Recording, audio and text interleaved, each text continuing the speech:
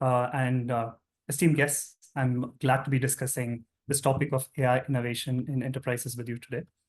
So the way I've structured it is the first 15 minutes, I'll be talking about the blueprint for enterprise adoption on AI. And the next 10 minutes, I'll show a quick demo on how you could use AI to identify use cases and problem statements that are tailored to your particular company's strategy. So I'm hoping this would be a little more interactive and of value as well. So I think I have two questions, and the way I want you to respond is by saying yes or no on chat. Right? So the first question is, how many of you want to use GenAI within your organization? If you want to do it, just say yes. If not, no.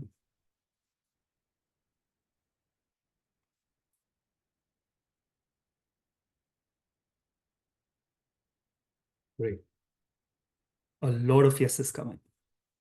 Now, let me move to the next question is, how many of you have currently deployed or are using GenAI in production within your organization? Great. Yeah, so it's usually a no, right? And there's actually a huge gap between the intent to use it, versus the actual usage in production, right? And the industry numbers are like this. They're like 50% of industry, 50% plus, or majority of people who within organizations, like executives and everybody, are optimistic about Gen AI and what it can do for their business. But finally, you only have 10% of businesses who have actually deployed it in production. So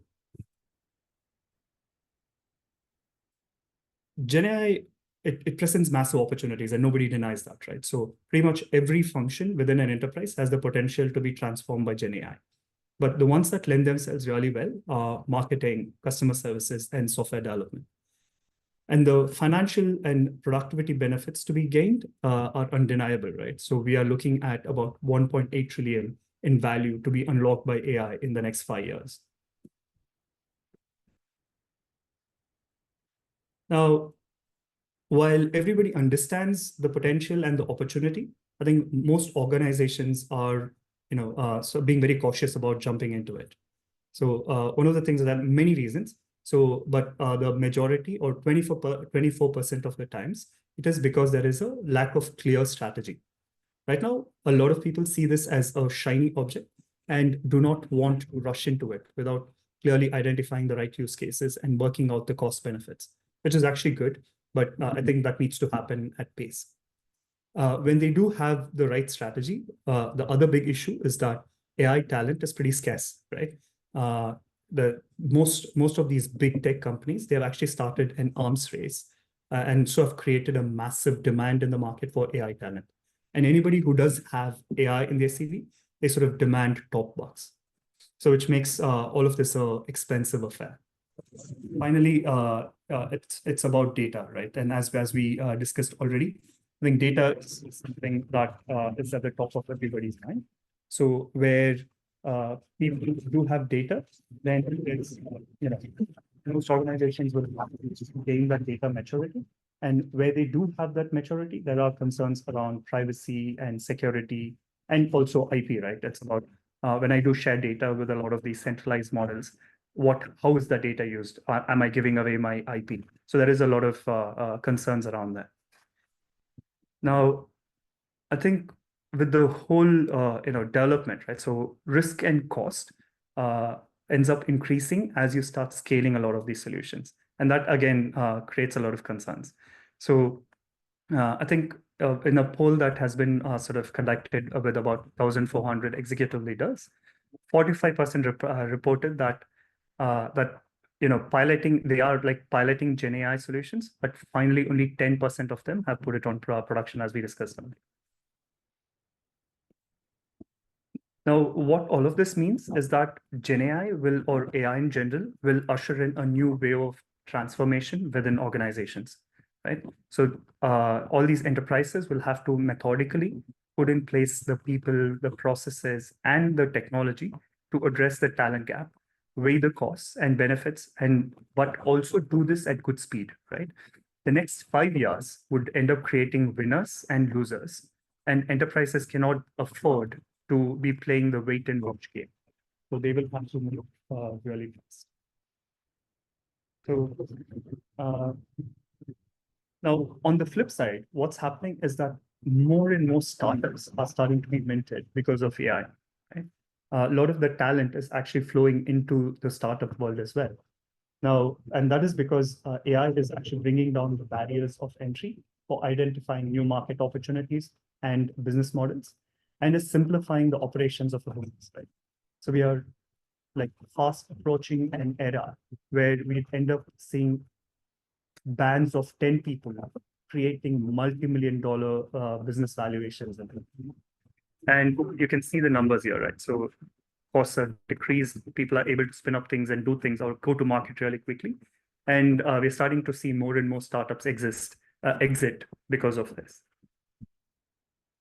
Now, how do you bridge this gap? So on one side, enterprises need to do a lot on AI, whereas you have a lot of people moving into the startup.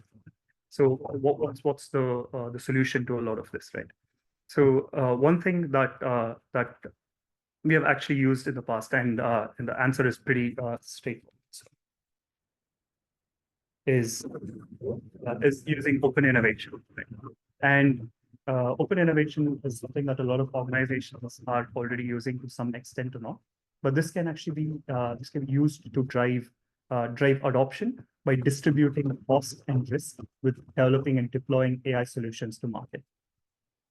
So options that a lot of enterprises can tap into could be, sort of partnering with startups or acquiring them, crowdsourcing, or running, like crowdsourcing really is about running all these innovation contests and competitions like hackathons or on platforms like Kaggle, using university research collaborations or co-creation with customers. Now, I think the fact that a lot of you are here, gives me assurance that you're looking at the university collaboration route. But I'm going to focus on the startup side of the world, right? How you could use, concepts of crowdsourcing and partnership to sort of speed up this process. So there, as we said, a lot of talent is actually flowing into the startup world. And startups are actually at the right place to sort of rapidly iterate concepts, right? Because of the fact that they are very experimental in nature. They test and sort of move solutions to market pretty quickly. And they arrived at a validated solution at a much quicker and by externalizing this process, most organizations can avoid the reputational risk and liability associated with things going wrong. And do things go wrong? I think if you look at the latest controversy surrounding Google and Gemini, we'll have no doubts, right? If an organization like Google can get things wrong, then of course there is real cause for concern. So by actually creating creating an external innovation approach, you're sort of protecting yourself from any of those risks that are associated with this. Now, how a lot of organizations are tapping into this is using this concept of corporate venture capital, right? So as you see in this trend, you see that a lot of organizations are investing into startups through the CVC vehicle. And there's been like close to 200 billion that has been invested into startups through the CVC route in 2021. So this is something that is picking up. And again, a lot of organizations are starting to consider this as a route for AI adoption as well. Now, the blueprint that I am going to put forward is actually a 3-step process that would actually accelerate AI adoption within an organization. And this is something that we at Astroware have done, and we have partnered with an accelerator called AI Forge to run this successfully for our client. Now, AI Forge is one of the 3 accelerators that Google is officially partnering with. And so the concept is simple. Step 1 is to ideate. And through this, what we're doing is we will be, through this, what we end up doing is use techniques like design thinking, lean, and all of that to identify problem areas that will be best solved with AI, right? Which maps to an organization-specific strategy rather than just going for generic industry-wide use cases. So once we do that, then we go into a hackathon phase where we invite a lot of AI founders and startups to sort of look at the problem areas that a particular organization has actually come up with, and through a 2 to 3 day process, identify solutions and come up with basic prototypes that can be sort of presented and discussed. And the third step is incubating these startups. This is where once the hackathon is over and winners have been selected, the enterprise can actually assess these winners and see if they want to sponsor any of those winning teams or winning startups into a proper 12-week incubation program where they are actually given all the support, the mentorship, and the tools necessary to build out the solution itself in a way that is, that is something that can be taken to market. So I'm going to go through a case study here. So this is where we actually ran something like this open innovation model with Domino's Pizza Group. So it all started in November, where AI Forge and Domino's they collaborated in that initial ideation session, where they went through Domino's strategy, identified key issues in their kitchen and delivery networks, and that required a new innovative way to fix those issues, right? So once those issues had been identified, they had been documented, and then within a month, a commercial hackathon was organized. So in the hackathon, we had like 74 AI first founders who participated, who then sort of came together and they grouped themselves into different teams, and they started looking at all these different challenge areas. So through the process, Domino's was quite involved. They had people in there who are actually providing the support and mentorship to these startups to sort of understand the problem area better, so that they can actually come up with the right solutions for that process.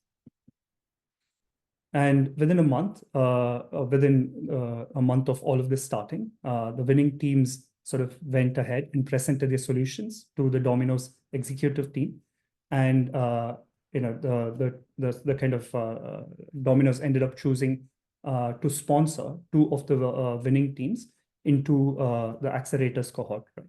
And by doing this, what happened is Domino's had actually made sure that once they come out of the 12-week incubator program, they do have like a preference in terms of investing into those startups or using them as being the first customer for that particular startup itself. So these startups are now going through the incubation program, and around April they would actually mature, and there'll be another sort of conversation with Domino's to sort of understand how they want to take this forward. Right. So now I'll actually move on to the demo itself.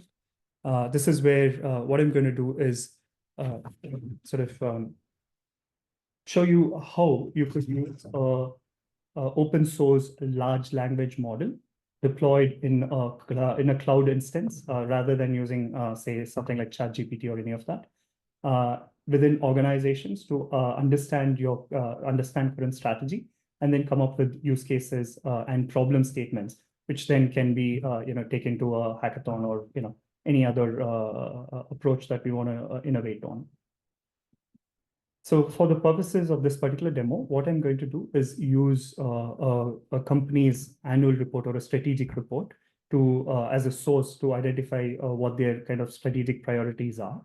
But you could actually replace that with any other sort of source which has which sort of talks about that organization's strategy. So specifically, what we'll be doing is we have a LLM models, Mixtral, as discussed. And I've deployed it on Hugging Face, their cloud offering, and I have actually deployed a local version of Chat UI, which would be interfacing with the large language model and providing the interface for it. And we'll be going through a chain of thought approach for prompting to go from understanding a strategy to coming up with a set of problem statements and use cases that can be taken to the next level. So what I've tried to do here is to sort of mimic a typical topology that would be deployed within an enterprise itself, just to sort of give or demonstrate the fact that you don't have to only rely on centralized models. You could actually get some of these models deployed locally and start innovating with that. Right now, I'm going to quickly switch over.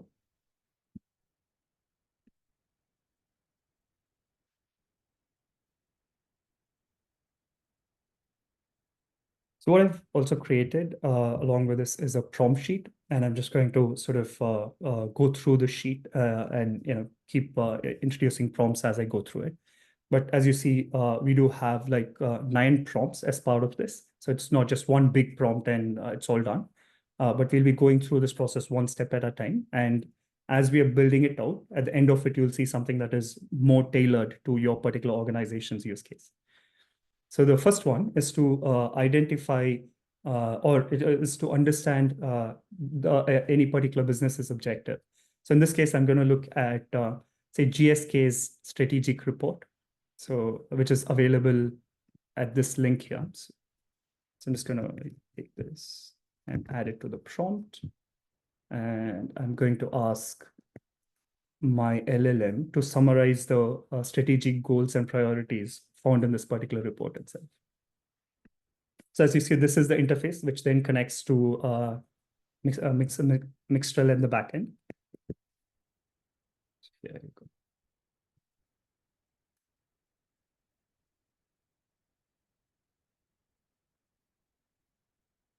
So what you see here is that, sorry.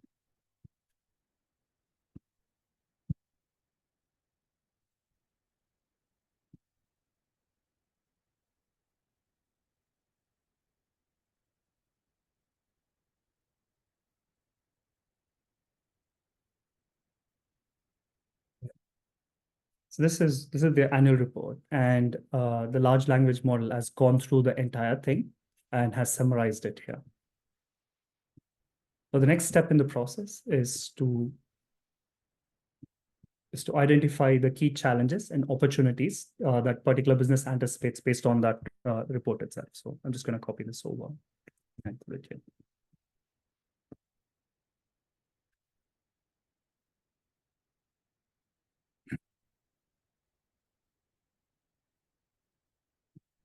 And what we're doing through this process is first understand that particular, as in this case, GSK's specific objectives, and through that, identify where the opportunities lie, right? So again, if we go through the report, I'm sure we'll be able to identify this, but these are some of the key challenges that has been mentioned within their annual report itself. I'll move us on.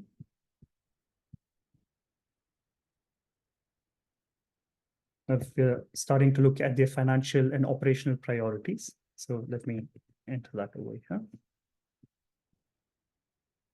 So basically identify strengths and concerns when it comes to their operational aspects of the business. Okay, so it's come back and told me that revenue growth is something that they're really interested in, increased net income margin, along with all the key the KPIs that they have for as a business itself. Moving on.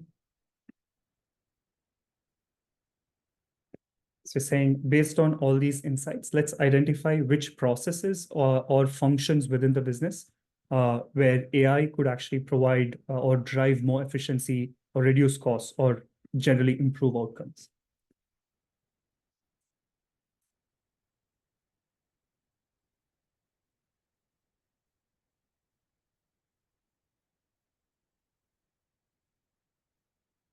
And so what's happening here is we are looking at, again, that particular organization's priorities and starting to come up with use cases or areas within that particular business based on their strategic importance to start applying AI to.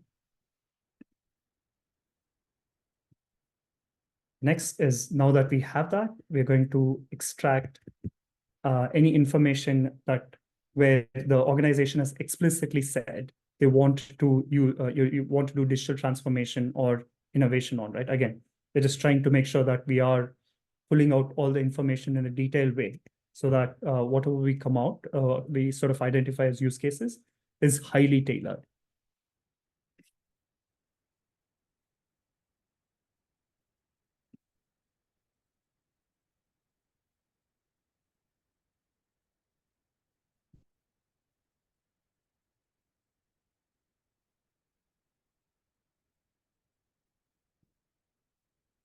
Yeah, I think it's already losing context. So just give me a second.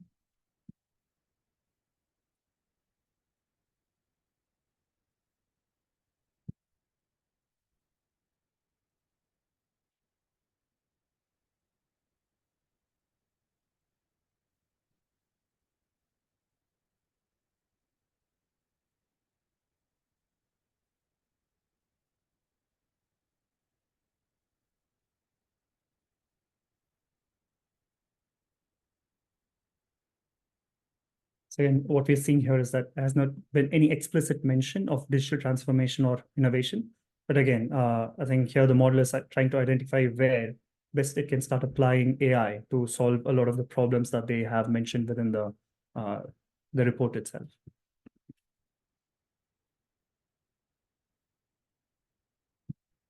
Next one, I'm going to speed it up a little in the interest of time.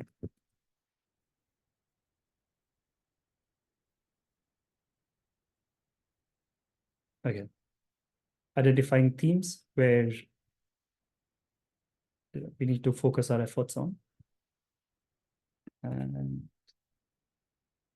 finally, we're getting to where the opportunities lie.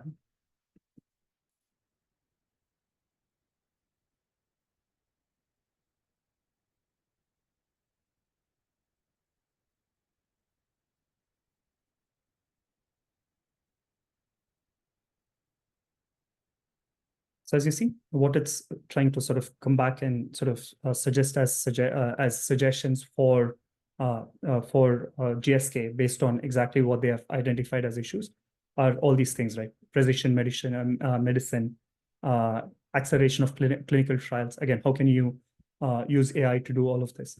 And again, right now it is talking about a lot of this as use cases. What we want to extract out of this is problem statements, right? So there is a step to prioritize, and then we extract the problem statements.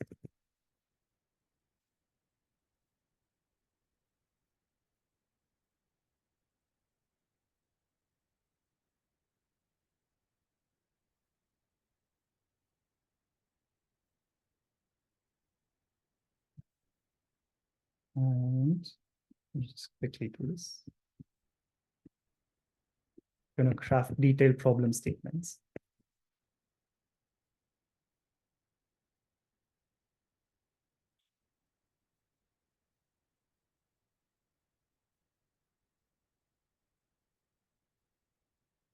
And that is about it, right? So what has happened is, one is we've reviewed the strategy from the annual report. We have looked at where the key focus areas are. Then we have identified use cases where AI can be applied. And finally, we have pulled out problem statements, which can then be shared with internally or with say startups to sort of help with the hackathon or any open innovation process.